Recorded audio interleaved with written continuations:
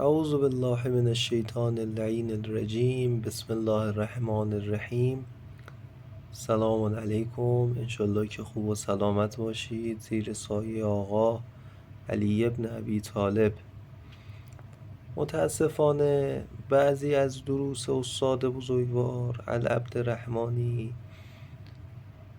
از دسترس شما عزیزان خارج شده و ما حدالامکان سعیمون بر این هستش که بعضی از این دروس خاصه رو در اختیار شما قرار بدیم تا انشالله بهره کافی و بافی رو از این دستورات ببرید.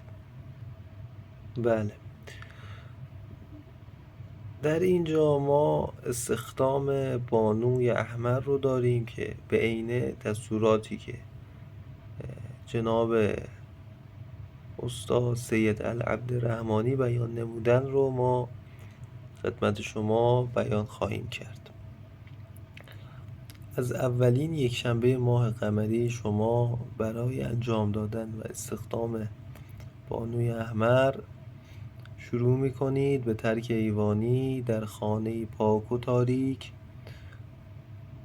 و همچنین اتاق هم باید پاک و پاکیزه باشد.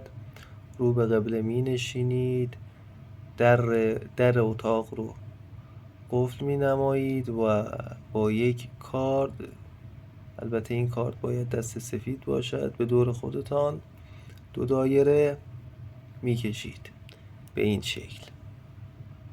2 دایره به این شکل به دور خود میکشید. به هنگام کشیدن هر دایره 11 مرتبه آیت الکرسی رو میخوانید و درون مندل هم یک قرآن همراه میکنید بزرگواران، و اون کاردی هم که به دور خودتان خط کشیدید رو کنار خودتان قرار می دهید.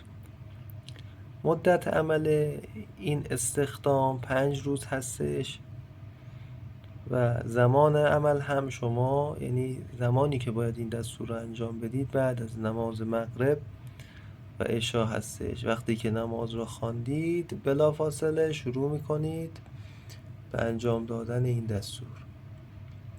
شما نماز مغرب و عشا رو خواندید، در اتاق رو قفل می کنید و شروع به انجام دستور میکنید. جناب استاد فرمودن که برای انجام دادن این دستور نمی شود شما عزیزان دل اگر در آپارتمان زندگی میکنید این دستور رو نمی توانید در آپارتمان انجام دهید. حدالامکان باید در خانه های ویلایی باشد و شما باید در خانه های ویلایی این دستور رو انجام دهید. بعد از نماز مغرب و عشا وقتی که شرایط رو انجام دادید 600 مرتبه شما میبایستی بگویید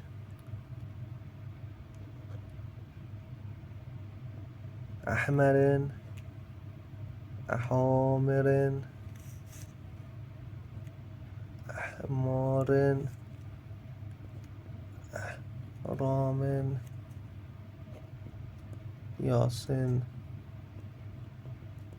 یوسن یو. بله، احمرن احامرن احمارن احرامن یاسن یوسن یو. بله، شما 600 مرتبه قرائت میکنید که بعد از هر 100 مرتبه میگویید یا بانو یا احمر یا بانو یا بانو یا حامر دخت ابوالقرین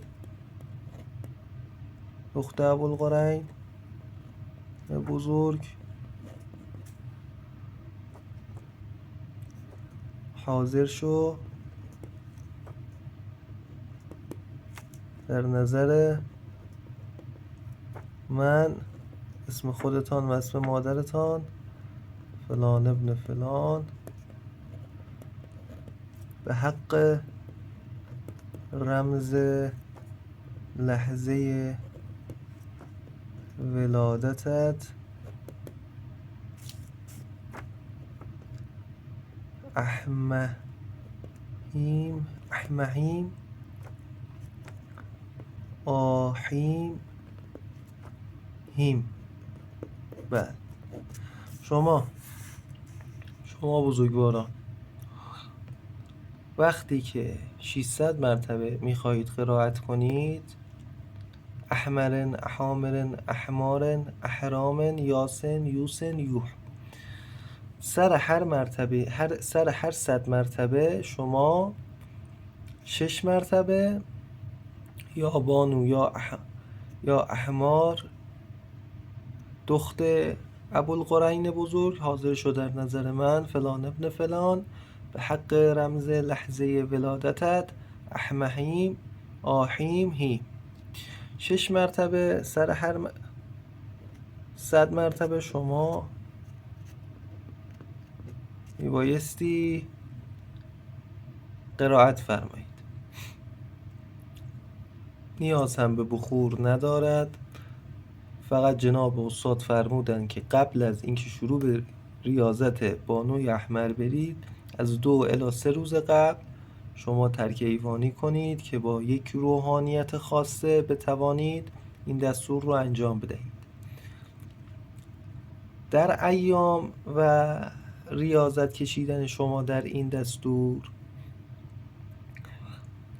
فرمودن که در 2 الی 3 روز اول نشانه جز خستگی و سنگینی بر شما حائل نمی شود و چنین چیزهایی رو نمی بینید، یعنی جز اینها چیز دیگری بر شما مشهود نخواهد شد و خواب‌آلودگی های سنگینی بر شما حائل می شود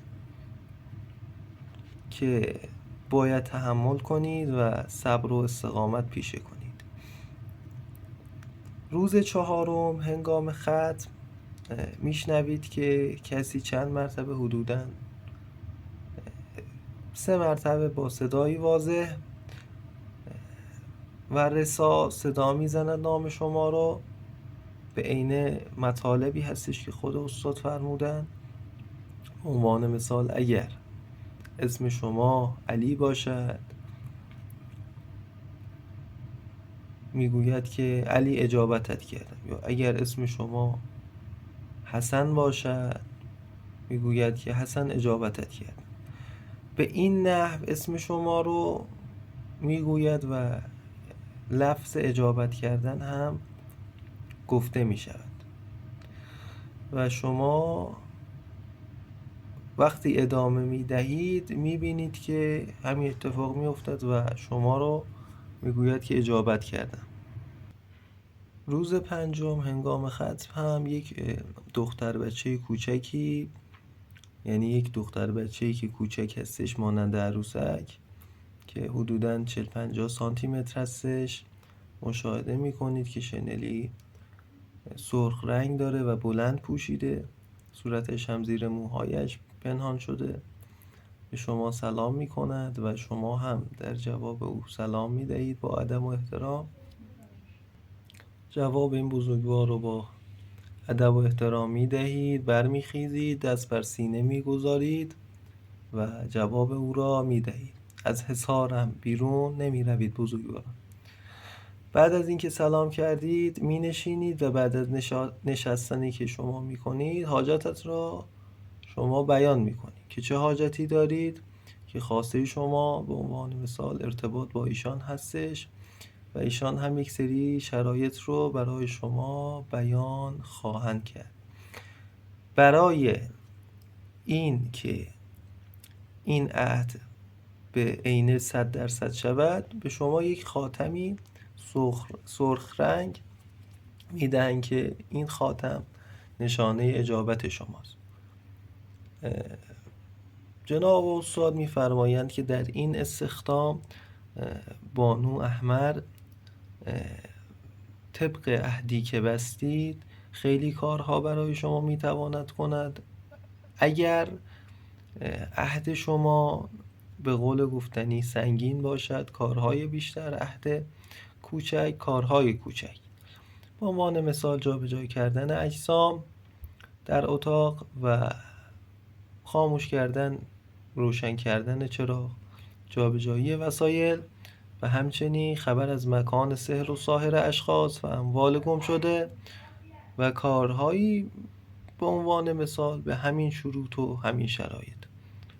هرچه شرایط سنگین‌تر باشد، کارهای انجام شده هم سنگین‌تر خواهد بود و عهد هم بیشتر ذبح و قربانی هستش که در هر 40 روز و یا در هر هفته شاید از شما طبق عهدی که میبندید درخواست کند و خب علل خصوص هم کارهای مهمی هم برای شما انجام میدهد. این هم استخدام بانوی احمر. انشالله که پیروز و موفق باشید. یا علی مدد.